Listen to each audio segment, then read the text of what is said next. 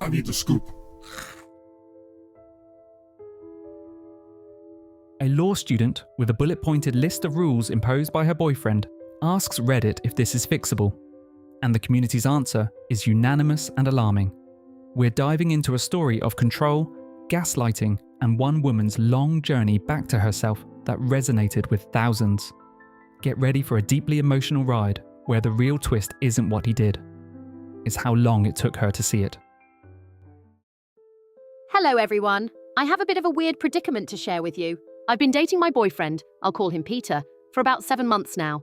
When we get along spectacularly. Our chemistry is off the charts. We're playful, we're both driven, we have similar interests. Same career path, we both read for leisure, and we're both into exercise. I've been told by many friends that they can just sense how much we care about each other, and that we have the same disposition: calm, relaxed, sweet. If not for the following stuff, I would be head over heels for him. Honestly, I already am, when he's not acting this way. So this stuff started happening about a month in. Peter is an extremely jealous person. He's admitted this to me. He can also be a bit judgmental and conservative. What follows is a list of things he's asked me to do throughout the course of our relationship. I haven't asked for anything like this in return, and I've even asked him if he feels like I've done the same to him. He says no. No cursing, no low-cut shirts, no using substances. Not a big deal. I'd only tried them a handful of times and was okay with giving that up for him. He prefers I don't get drunk. Also, not a huge deal since I don't drink a lot, but it kind of stings that I can never let loose and get a little tipsy with my friends without getting a comment from him. No perverted jokes, with him or anyone else. He says the jokes would be funny if a guy said them, but they're not funny when I do it. No using a joking little kid voice with friends, even girls. No talking about other guys around him because he thinks I'm trying to make him jealous. No talking about past relationships even though he does this himself. No emoticons in texts with other guys. No exclamation points or sounding too flirty or happy when talking to guys. I have to audibly say goodbye when we part ways, and verbally greet him even if I'm late to class. No speaking to male friends on the phone or texting after 10 at night. I have to text him when I leave my apartment and I'm on the way to school. And if I don't text him for 3 or 4 hours during the day, he'll say something like, "Oh, hi there, silent one. What have you been up to?" He also likes me to stop by his study space when I get to school, before class, after class, and before I leave at the end of the day. He's stopped by my space fewer than 10 times in our 7 months together. He asks me if I'm behaving when we're not physically together. We've had a bit of a power struggle whenever I've wanted to go out with my group of friends. There's also a structured timetable for how much I'm allowed to talk to my ex. We broke up 2.5 years ago and had a year of silence between us. Recently, we've been chatting on Facebook. He doesn't have my phone number. It's random stuff about our undergraduate days, just friendly and lighthearted. I'm only allowed to talk to him once every 3 weeks for 10 to 15 minutes. If he messages me outside of those 3 weeks, I'm not supposed to respond. Peter still gets upset even when my ex is the one who reaches out. And I'm not supposed to flirt with members of the opposite sex, which I don't. But Peter has seen interactions between guys and me, and it seems like he thinks that smiling, laughing, or being sarcastic all count as flirting. He doesn't like easily 80% of the guys I interact with on a regular basis. There have been a few incidents that have bothered me throughout our relationship, but the most recent problem involves my friend James. James graduated last year from the same program Peter and I are in. He's like a big brother to me. He was an assigned teaching assistant for a class I was in, and I went to a study group he led. We became friends. We've been friends for 3 years. Nothing has ever happened between us, and neither of us has ever shown any interest in changing that. We just have similar political views and give each other dating advice on occasion. James came to visit the school recently, and he and I got together for lunch while he was here. He was here for 3 days, and I saw him once, for only an hour. Before his visit, we texted back and forth maybe once every 10 days.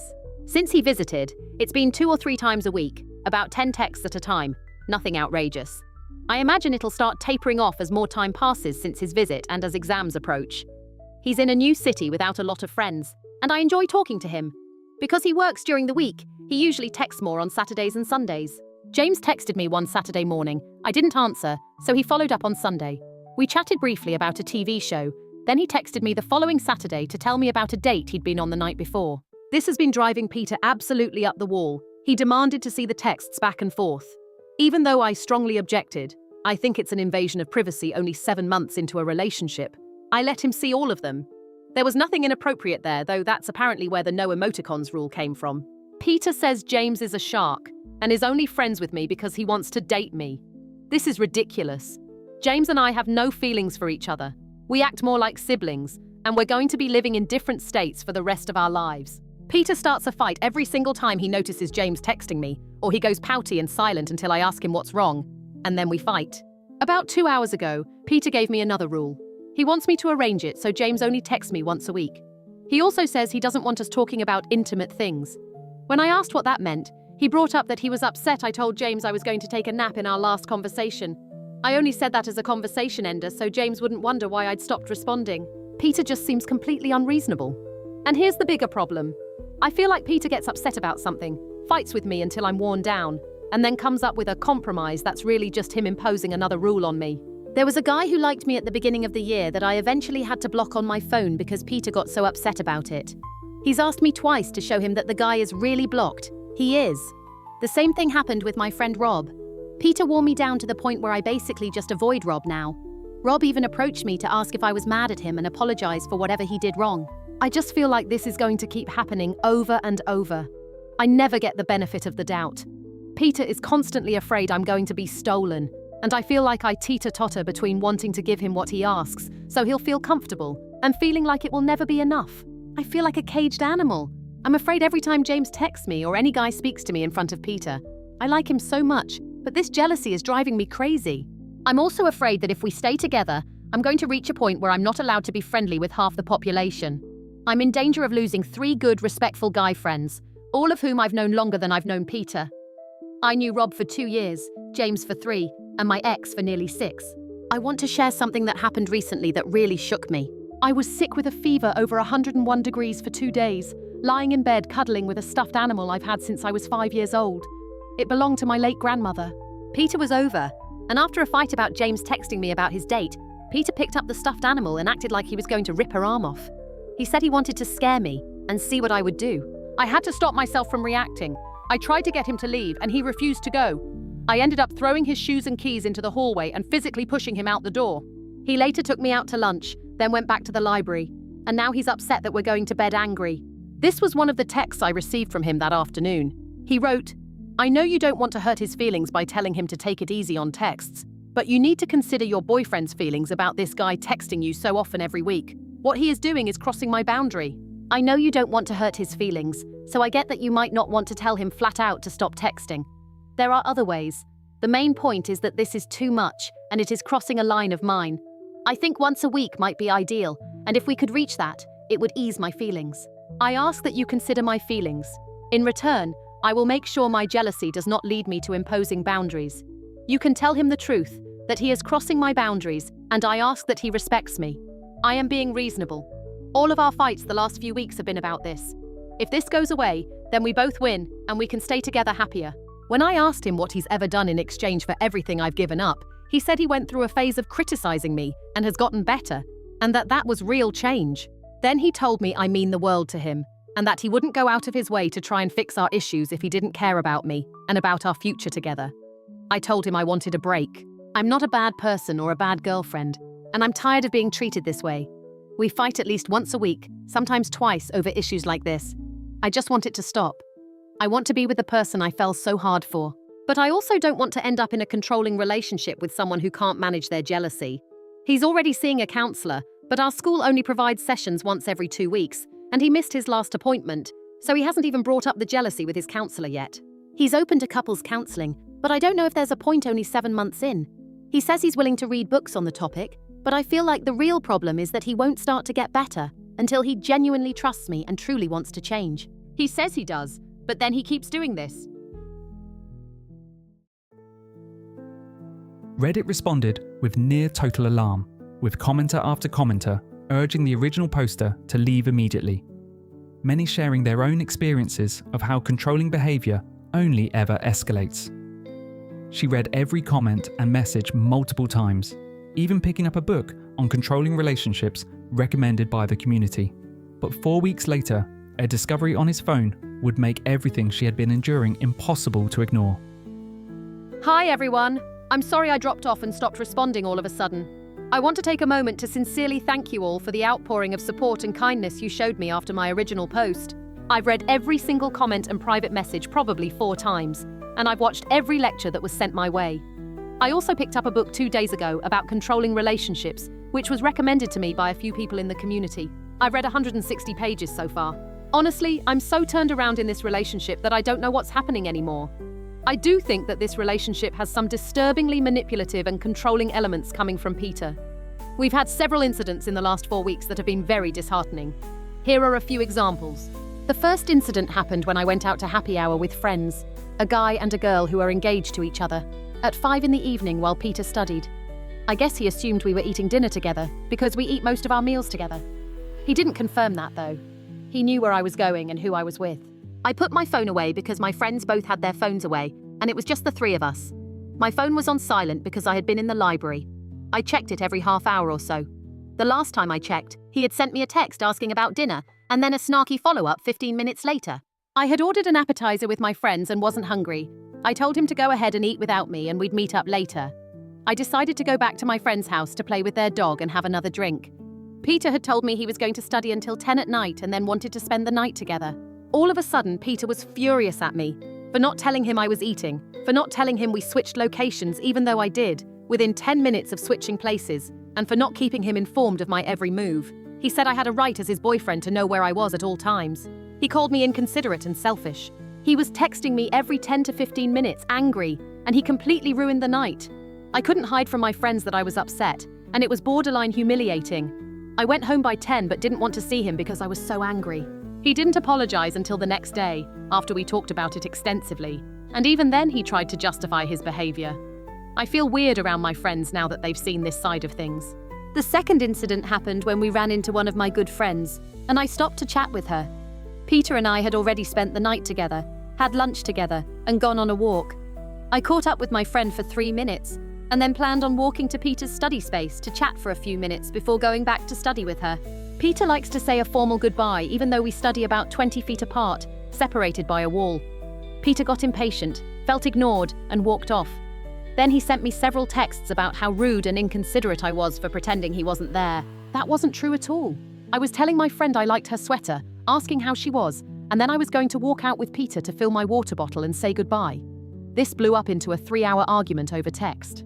The third incident involved my best friend from home visiting last weekend. She stayed with me and drove 18 hours round trip over 4 days just to see me. Peter constantly texted during her visit, made passive-aggressive comments if I didn't respond quickly enough, and was generally negative about me not giving him enough attention. I pointed all of this out, he agreed, and told me he would calm down. We all went to dinner on her last night in town, and I thought it went nicely. When Peter got out of the car, my friend made a comment that she was glad to see Peter and me getting along better. 5 minutes later, I got a text from Peter criticizing me, accusing me of not acting like a couple with him, acting distant and not holding his hand. I was shocked. I thought I had done a great job. He talked for his fair share of the conversation, and he got along well with my friend. She's been my best friend for 10 years. He said he hates how I always do this. I have literally no idea what he's talking about. This wasn't a date. This was the first time he met one of the most important people in my life, and the last thing I wanted to do was make her feel like a third wheel. I told him I wasn't going to argue while she was in town, but I was obviously upset for the rest of the night. He apologized the next day, but only after a long conversation, and needless to say, he didn't make a great impression once my friends saw the aftermath of dinner. The fourth incident happened on a Tuesday when Peter and I actually had a good day. We had fun, were getting along, and everything seemed fine. I came over to his place, took a nap, he went to soccer, and then I ordered us dinner. We ate together and had a nice time. I checked my phone. I keep it in my backpack now, at his request. And he saw I had a text. He wanted to know who it was from and what it said. I told him it was from James, asking where I was studying this summer, whether it would be my home state or my school state. Peter started lecturing me about getting texts after 10 at night. It was 10:30 where we were, 9:30 where James was. He said it was inappropriate, that he wouldn't talk to a woman so late, and demanded to know why James wanted to know where I was. He asked if James was planning on visiting me. James and I have absolutely no plans like that. Later, I got some chapstick out of my backpack, and Peter started accusing me of sneaking around to text James back. I wasn't. He asked me 3 times if that's what I did. I almost left, but Peter convinced me to stay. At that point, I felt suspicious myself. I asked to see his Facebook chat log so I could see when he had last messaged his ex, the one he swears he hasn't spoken to. He refused. I ended up leaving, then coming back and telling him that if he wouldn't show me the same transparency he's demanded from me, it was over. He still tried to say no. In retrospect, I'm horrified by how angry I felt in that moment. I wanted to physically lash out at him. I've never ever felt like that toward another person. It's like I didn't recognize myself. He eventually showed me the log. He had a long conversation with his ex on Christmas Eve that was full of inside jokes, flirting, and suggestive references. I asked to see his phone. Whole months were missing from his call log, but he had 2 voicemails from her that suggested they had been in contact. He swears that's all there is, but almost half his call log is gone. This is something I could forgive in a normal relationship, with genuine remorse and real change.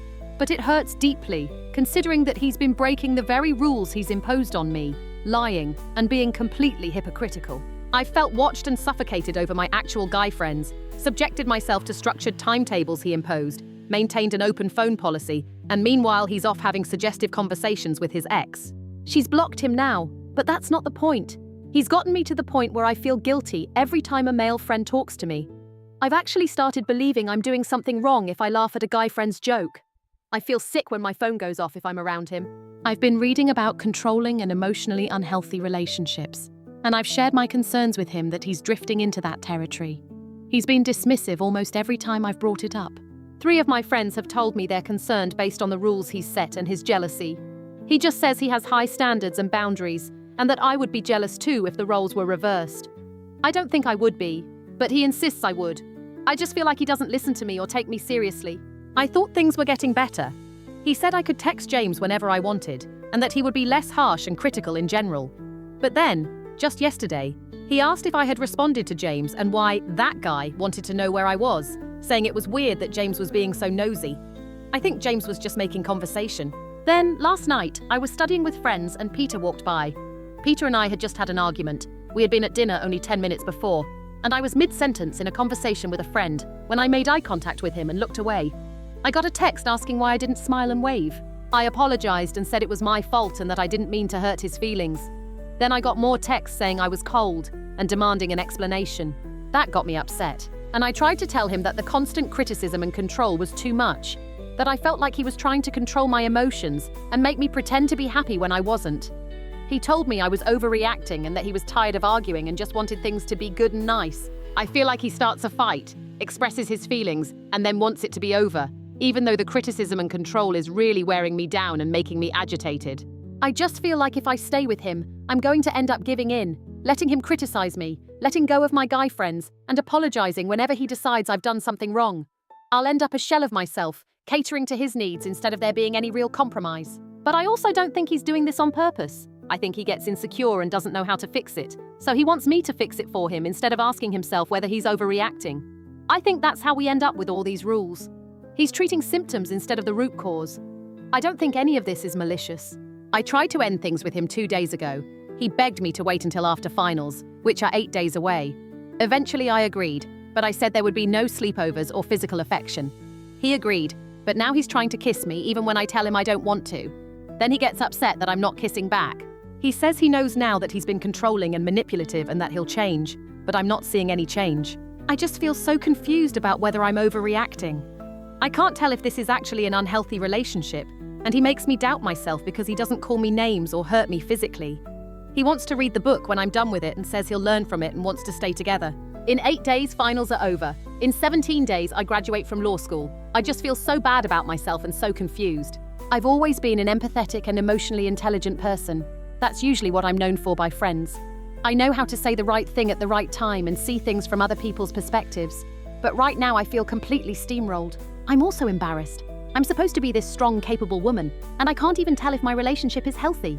Right now, I'm planning on ending things with Peter the second his final is over and cutting off contact. I feel relief when I think about that. But I also feel scared that I'll miss him, and that I'm being unreasonable and unwilling to compromise, that I'm throwing away something good by being dramatic. I keep trying to remind myself that apart from the question of whether he's controlling, if I'm not happy, I can't stay with Peter. Long distance is too hard. He wants to interview at law firms in my city and plan on getting back together in a year. I can't do that if I have any doubts, and I don't want to spend another day miserable. I have to end this. I just need to make sure I actually do it. I've already tried multiple times. I can't let myself get talked back into this. This isn't healthy. One more thing worth noting. He knows I posted about this situation online, but he doesn't know my username and hasn't seen the original post. It's possible he could stumble upon this, and he would obviously recognize it given the level of detail. So if you're reading this, Peter, this is how I feel. In summary, I feel like I'm losing my mind. I'm doubting my own emotions. I know I need to end this relationship, but I'm so worried I'm being overdramatic and ruining something because I'm being unreasonable. I know I need to get out, so why am I so reluctant to? The community rallied around her again, gently but firmly reminding her that waiting for someone to change is not the same as change actually happening. Finals loomed, and she made a quiet decision about how she wanted to carry herself through the end. Days after crossing the graduation stage, she would finally take the step she had been building toward for months. I finally did it. Today I took the last step and blocked him on all my accounts. Just 10 minutes ago. We're going no contact. Everyone was right that he used the time before and immediately after finals to draw me back in. I don't really regret waiting, though. I didn't want to be the reason he ended up messing up his finals and potentially losing a job opportunity because of his grades. That isn't the person I want to be, and I'm okay with sacrificing a few weeks of my own happiness to hold on to that part of myself. The following weeks were full of his apologies and assurances that he was changing, but nothing changed. I realized I didn't even want to wait around to see if he could get better, because I don't want to be with him. He's not respectful of me, and you can't teach respect. He seems completely incapable of empathizing with me or taking me into consideration when making plans. He wouldn't listen to me. He was dismissive of my concerns, and I just didn't feel valued, supported, or happy when we spoke. When I broke up with him, he said that's what he wanted too, because my interactions with men, including someone named James, are, and I'm quoting him here, inappropriate and not in line with his beliefs. 2 months ago, that would have really gotten to me and I would have gotten reeled back in defending myself. But this time, I just said, "You know that's not true, but I'm not going to fight with you about it. I wish you the best. Goodbye." And then I blocked him. I feel a little sad and lonely. It'll be strange to go from nearly constant contact and sweet text messages to complete and utter silence. But I'm hoping the payoff of not having horrible fights multiple times a week will balance that out. Here's the good news. I graduated last week, made on a roll, received the highest award in a competitive class, and I'm back in my home state, living with my parents, who I adore and get along with really well. My bar review class starts tomorrow morning. I'm back to running and lifting multiple times a week, and I'm in the process of filling up my social calendar. It'll be hard to stop checking my phone compulsively, and it'll be sad going to sleep without saying goodnight to him. But I think I'm in the best possible circumstances, meaning not living one building away from him, to let this fade as gently as possible. I've already reached out to a friend and she supports my decision. I'll reach out to a few others this afternoon. The hardest part of all this is letting go of the fantasy. The idea that he would get better, and I could have this intense, passionate, beautiful relationship with him that was also healthy. I let his possessiveness slide because I felt so intensely cared about. But now I know what to watch out for in the future. I'm going to remain single for the rest of 2015 in an effort to build myself back up and prevent another toxic relationship. I will protect myself the way I would protect a friend. I'm 25 now, and I need to start taking who I date more seriously, because I don't want to end up committed to someone like Peter. I'm scared of the future. I'm scared of ending up with someone like him, and of never feeling this level of passion again. I'm especially afraid that I really am all the things he accused me of being. But I know I'm doing the right thing. This is usually when he would come running to my door, knocking, waiting, and begging me to unblock him. This is the first time I won't be opening it. Thank you so much for your support and patience. This community gets a lot of criticism for all kinds of reasons, but you all do so much good, so much more than you even know. I am eternally grateful to each and every one of you who commented, and especially those who reached out to me directly. You were a lifeline to me when I wasn't ready to turn to my friends. Thank you, from the bottom of my heart. To summarize, I ended things with him. He accused me of being inappropriate with other men during the breakup, not for the first time. I'm feeling strange but relieved. I've blocked him everywhere. I just wanted to share the good news. The response to her breakup post was overwhelmingly joyful. Readers who had followed from the beginning exhaled alongside her. She spent months rebuilding, reconnecting, and rediscovering who she was before the rules took hold.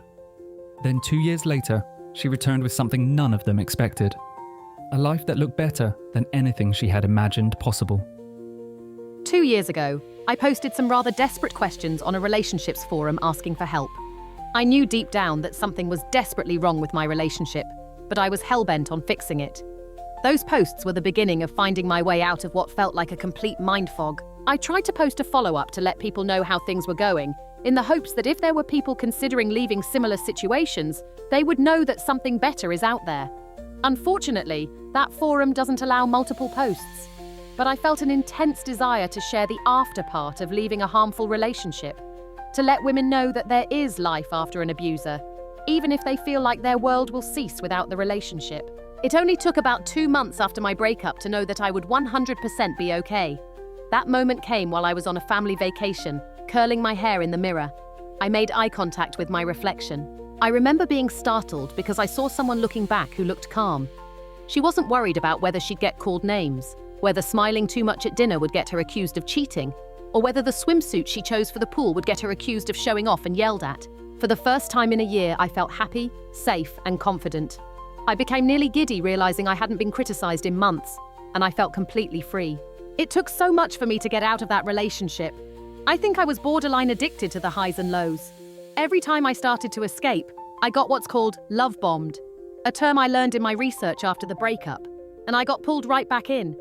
I was worried nothing would ever feel as good as that relationship, but I followed all the standard breakup advice. I worked out, reconnected with friends, started new hobbies, and, very importantly, went to counseling. It was a long road, but a much easier one than I originally expected. And at the end of it, I was happy. Here's a list of things that have happened to me in the last 2 years that have been better than that relationship. I passed my state's bar exam and became a lawyer. I started a new job where I feel challenged and respected. I got a gorgeous new apartment downtown. I got into the best shape of my life. I made friends with a strong group of intelligent, incredible women that my ex would have never let me befriend. I can enjoy a drink, unwind, or sleep in without being guilted for not following my ex's expectations for what I should be doing with my time. I got a cat and don't need to worry about her safety or my ex getting jealous. I can leave my house without having to send text updates about where I am. I can smile at strangers without being questioned over it. I was approached to run for office and said yes, because I want to. And honestly, literally everything else too. Here's what I want to say to anyone who needs to hear it. Anyone can get pulled into a harmful relationship. It doesn't matter how smart you are, how confident you are, or how independent you want to be. Just because you're in one doesn't make you dumb or worthless. It doesn't make you easy prey or unable to be in a healthy relationship next time. The only antidote is listening to your gut and respecting the boundaries you put into place for your own life. There were so many times I felt a pit in my stomach and knew something was wrong. But I ignored it because I felt like a compromise could be found. Some people out there are scary. They are manipulative and they do not want the best for you. They only care about themselves, and you cannot make them respect you, value you, or treat you well. When you meet that person, don't try to change them. Cut your losses and leave. Don't let their voice get in your head and start believing their version of who you are. It took me nearly a year to undo the damage that an 8-month relationship did to me. Can you believe things got that bad in just 8 months? I would internally feel myself panic for months after the breakup when I laughed too much with my friends, thinking I was about to get lectured for being fake or inappropriate. It took me so long to start making sarcastic jokes again. My ex didn't get them or think they were funny. I basically had to regrow all my self-confidence and redefine my self-worth. I could barely even express an opinion on where I wanted to eat, since it hadn't mattered in so long. Once I got past that, I remember marveling at the tranquility of my life being mine again, my self-esteem returning to normal, and people treating me gently and kindly. My parents told me I was happier than they'd seen me in a year, and my best friend told me she was glad to have me back. A side note on this, counseling is so important. People who have been in a harmful relationship are more likely to end up in another one than someone who has never been through that experience. When you're being mistreated, up looks like down and down looks like up. Going to counseling helped me reorient, figure out what was normal, and taught me to listen to my gut again. It helped me rebuild and make sure this wouldn't happen again. I didn't even need many sessions, and I actually liked it by the end. I am forever a passionate advocate for finding a counselor that fits your needs well. I don't want this to be the main point of my post, so I'm putting it last. I took a dating hiatus for 6 months after the breakup and focused on rebuilding on my own. I think that was extremely important for recentering myself. After those 6 months, I wrote out a list of parameters for dating and the things I needed in a partner: kindness, gentleness, warmth, and even temper. I was picky. I stopped seeing people who I felt weren't listening to me or weren't treating me well. After 6 months of dating, I found someone who fit the list. I've been with him for just over a year now, and I cannot stress how different this relationship is. It's night and day. I'm listened to, respected, treated like a real partner, and my boundaries matter. I can be friends with whoever I want, and my alone time is given freely with no questions asked. To summarize, I was in a harmful relationship, asked the internet for help, and people came through. Life is so much better now. I want to emphasize, this can happen to anyone. Just because it's happening doesn't mean you deserve it. Get out. Life gets better than you can possibly imagine. Reclaiming your sense of self after someone has slowly chipped it away is one of the hardest and most courageous things a person can do. Subscribe so you never miss stories like this one. And if this hit close to home, share your thoughts on trust and personal boundaries in the comments below. Our other videos are full of stories about resilience and finding your way back to who you truly are.